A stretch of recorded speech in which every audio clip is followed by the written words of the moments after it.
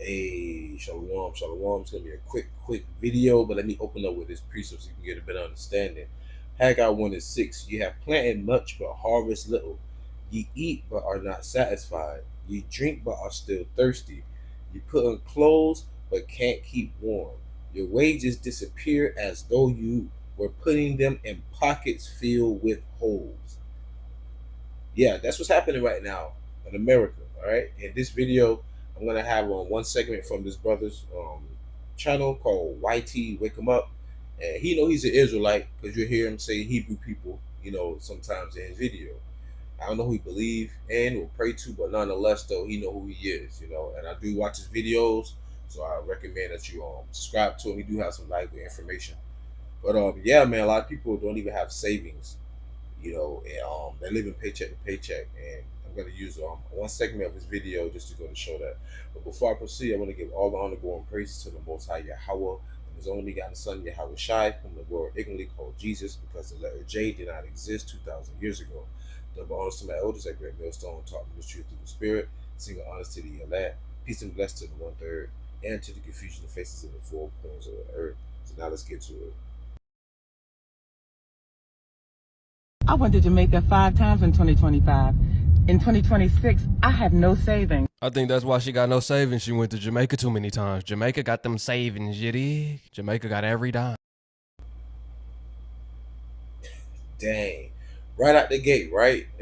Went to Jamaica 5 times in 2025, 2026, she broke. And there's a saying in the world. I'm not going to say it the way they usually say it. They say BITCH, but a woman left to her own devices, a woman left to her own room. Roughly paraphrasing. It's not saying a woman can't live on her own, quote unquote, in today's society, but 9 times out of 10, women, they are conspicuous spenders. Believe it or not, I think it was like, oh man, speaking of the debt, let me look that up really quick. Now, right here it says women hold nearly 2/3 of all outstanding U.S. student loan debt. That's the information I was looking for. Roughly 929 billion on average. Female borrowers graduate with about 2,700 more in undergraduate debt than men. And also, there's another statistic I wanted to look up as well. Now, to play devil's advocate, it says men generally carry more overall debt than women, driven by larger mortgages, auto loans, and personal loans. And it says the women's debt comes mainly from what? School. But of course, the man's taking care of the mortgage, taking care of the car payment, the health insurance, etc., etc. I've seen numerous videos all the time of, unfortunately, men catching their wife cheating. Men cheat too, but majority of the time the men are working. She's at home, and now she sleeps with somebody else, and he finds out, yada yada yada. So now he has to pay alimony, child support. So there's a lot of other variables on why men would carry more debt. But just alone in student loan debt, that's crazy. Let's go to show you how they manage their money. Half of America doesn't even have $1,000 saved in their savings account, which is wild. But y'all are going out to the bars, getting drinks, ordering Uber Eats, when you don't have anything in your savings account. Taking full-on trips, and you have no money saved up. Going to the mall, and you have no money saved up. And I seriously don't understand how so many people are okay with not having a savings account at all, because if I did not have my savings, I would seriously not be okay. Like, what if something bad happened? What would I do? So if you have no savings, at all, start with $1,000. $1,000 in 2 months is just $16 a day. That's a drink at the bar. Having a savings and having a budget makes you feel so secure. I did not have a budget 6 months ago, and then I started making one with mine, which makes it so much easier. And I have already saved $3,000. You guys can do it, I promise. Jeremiah 51:9. We would have helped her if we could, but nothing can save her now. Let her go, abandon her. Return now to your own land, for her punishment reaches to the heavens. It is so great it cannot be measured. It's just talking about Babylon the Great, also known as the mystery whore of Babylon, also known as America. America is the mystery whore of Babylon. The atrocities that have been accumulated on this land and all around the world just for America to be here is so much more that you have no choice but to be destroyed off the face of the earth. Even the scripture says except those days be shortened, for the elect's sake, no flesh shall be saved. If this man continue, Esau continue to go at this rate, there will be no civilizations left on the earth. But nonetheless, all the other nations are leaving America. They say we will have healed her. There's no healing in America. The place is through. They're commencing 250 years of greatness to them, but that's 250 years of oppression for us. Think about the mindset of the people themselves.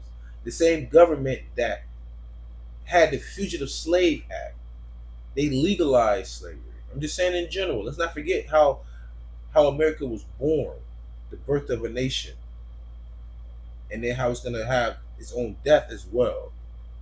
So this is all a trickling effect. You know, like bread and circuses in America, Rome was falling all over. Yeah, the malls packed, restaurants packed. Everybody got a new vehicle, but nobody got savings. She said half of America don't even got 1,000. I think we at the point where 70 to 80% of Americans don't have 500. People just winging it. They like whatever. Every day we wake up, it's some type of new virus, some type of new bad news. I think people at the point they're like, forget it, man. I'm going to enjoy my life.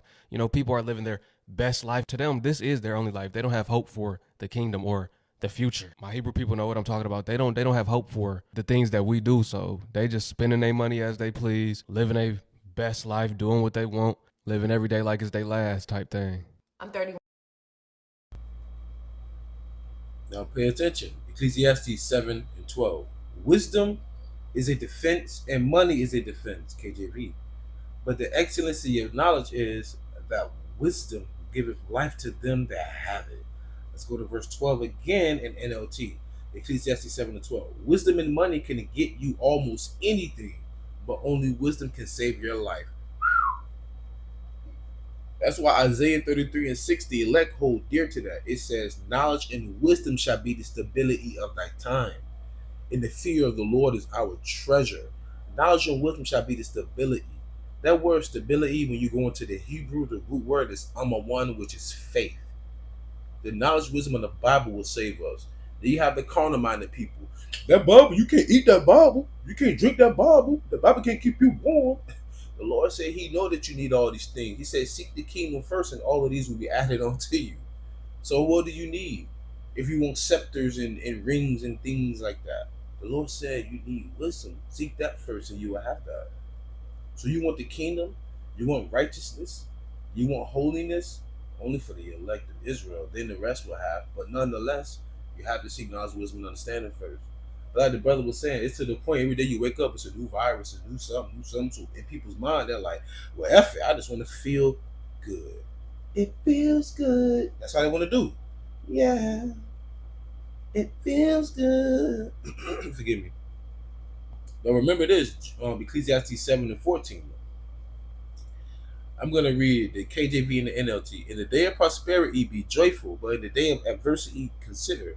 God also have set the one over against the other, to the end that man should find nothing after him. Read the NLT. Enjoy prosperity while you can, but when hard times strike, realize that both come from God. There you go. Yeah. Remember that nothing is certain in this life. Exactly. Except for one thing. Salvation is only for Israel. I know that much. But once again, this is only temporal. Like he said, they don't seek for a kingdom of heaven. Their faith is in this society. Their faith is in their job. Their faith is in their education. Their faith is in their money. Their faith is in them themselves. Do they really believe in a higher power? Right? So now I'm going to close out. So 2 Corinthians chapter 4, verse 17. I'm going to read the NLT. I won't keep it too long. For our present troubles are small and won't last very long.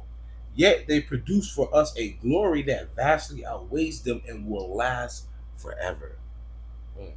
So we don't look at the troubles we can see now. Rather, we fix our gaze on things that cannot be seen. For the things we see now will soon be gone, but the things we cannot see will last forever. So all of this that you see right now is only temporal. But the kingdom of heaven is going to be eternal. For who? Israel. With that being said, I truly pray y'all was edifying, fed. Stay in the spirit, don't fear it, just endure it. Ask for forgiveness, paradise season. Stay humble, remain diligent. YAHAWAH, Shalom.